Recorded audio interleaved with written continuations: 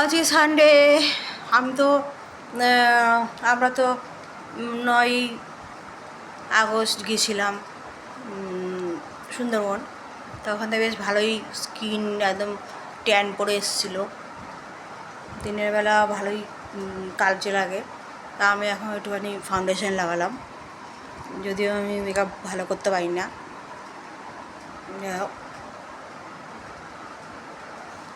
একটা ব্যাপার হয়েছে যে এই যে আমরা ঘটনাটা নিয়ে এত প্রতিবাদ করছি আর রেজাল্টের জন্য আফসোস করছি। রেজাল্টটা কিছুতেই আমরা জানতে পারছি না। পশ্চিমবঙ্গ রাজ্যে যে ঘটনা, এই ঘটনা এখন সব রাজ্যেই হচ্ছে। আজকে তোমরা লক্ষ্য করেছো কিনা জানি না, উড়িষ্যায় একটা এরকম ঘটনা ঘটেছে। যে ওল্ড ম্যান, বাচ্চা রিলেটিভ, তা এই যে ওকেও মার্ডার করে দিয়েছে। 9 বছরের বাচ্চা বোধ হয়, 9 না 11। এইগুলো প্রাকৃতিক ভারসাম্য হারিয়ে ফেলছে না কি? বুঝতে পারছি না কিছু। সত্যি কি প্রাকৃতিক ভারসাম্য হারিয়ে ফেলছে না? আমরা ছোটোবেলাও তো নানাভাবে অ্যাবিউজ হয়েছি, বিভিন্নভাবে ঘরে হয়েছি, বাইরে হয়েছি। আমি ভেবেছিলাম অন্তত এখনকার জেনারেশন যে এরা খুব স্মার্ট, এরা খুব ফরওয়ার্ড, এরা আমাদের মতো নয়, এরা প্রতিবাদ করতে জানে, এরা অন্তত অ্যাবিউজ শব্দটা এরা খুব ভালো মতো বোঝে। তবুও দেখো ভয়ঙ্কর ভয়ঙ্কর ব্যাপার ঘটে যাচ্ছে। খুব মন খারাপ। আমি তো বেশি বাড়িতে বেরোই না, ঘরেই থাকি, মোবাইল নিয়ে ফেসবুক, ইউটিউব এসব দেখি। আর এখন আর আগের মতো রিল বানাতে ইচ্ছা করে না, পোস্ট করতেও ইচ্ছা করে না। মানে এখন ইচ্ছাগুলো আস্তে আস্তে কী বলবো, গৃহবন্দী করে ফেলছি। আমি ঠিক বুঝতে পারি না যে কী হবে নেক্সট জেনারেশনের। তারা ঠিক কোন রাস্তায় চলবে, কি হবে তাদের। তারা যে একটা কঠোর একটা পরিণতির দিকে আমরা এগোচ্ছি, মনে হচ্ছে না আমরা একটা ধ্বংসলীলায় নেমেছি। কি ধ্বংস করে দেওয়ার ইচ্ছা, মানে মহিলাদের কি সবাই চাইছে শেষ করে দিতে, শুধু পুরুষ রাজত্ব করবে? তা কি সম্ভব? মহিলা ছাড়া পুরুষ একা কী করে রাজত্ব করবে? এই ছোটো ছোটো শিশু যারা, এই বাচ্চা বাচ্চা মেয়ে, এরা এদের নিয়ে যে এই যে নোংরামিগুলো, এগুলো সত্যি এগুলো ভাবা যায় না। মানে এগুলো এতটাই অসহায় এরা, এদের মানে বলার নেই আর কি। এত এত খারাপ লাগে, খুব খারাপ লাগে। আমরা মেয়েরা এতটাই অসহায় যে আমরা ঠিক বুঝতে পারি না। মানে আমি এমন খুবই সাহসী। আমি তোমার অনেক বছর আগেও আমি সাহসী, আমি তারপরেও আমি সাহসী। আমার সাথে একবার একটা ঘটনা ঘটেছিল রোডে, তা আমি সেটাকে প্রতিবাদ করেছি।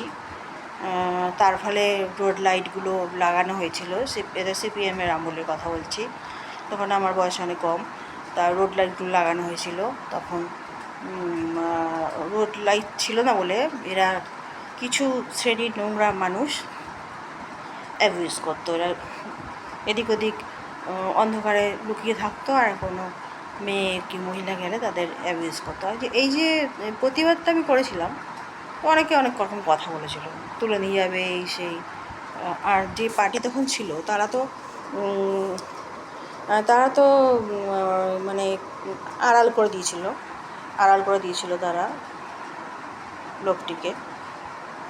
আর তাদেরই যে মুখপাত্র আমাদের উপদেশ দিয়েছিল যে সন্ধেবেলা, তখন সন্ধে 6টা হবে, সন্ধে 6টা 6:30টায় একটু এই টাইমটা, মানে এই যে একটু সন্ধে হয়ে যায়, একটু হালকা সন্ধ্যা হয়ে যায় সেই সময়টা।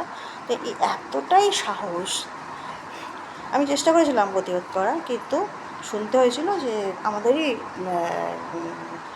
করা উচিত, সাবধানে চলাফেরা উচিত। মানে সন্ধ্যে 6:30টার সময় আমাদের, তাহলে কি আমরা লাঠি নিয়ে হাঁটবো রাস্তা দিয়ে? আমার তো মনে হয় তাই করা উচিত, আমরা লাঠি নিয়ে রাস্তা বেরোনো উচিত। মানে তখনকার দিনের কথা এখনকার দিনের কথা সেম সেম। এই ছুঁয়ে দেওয়া, এই সাইকেল থেকে ছুঁয়ে দেওয়া, এই বাইকে নিয়ে গিয়ে হাত যেখানে সেখানে স্পর্শ করা, এই যে নোংরামি, এগুলো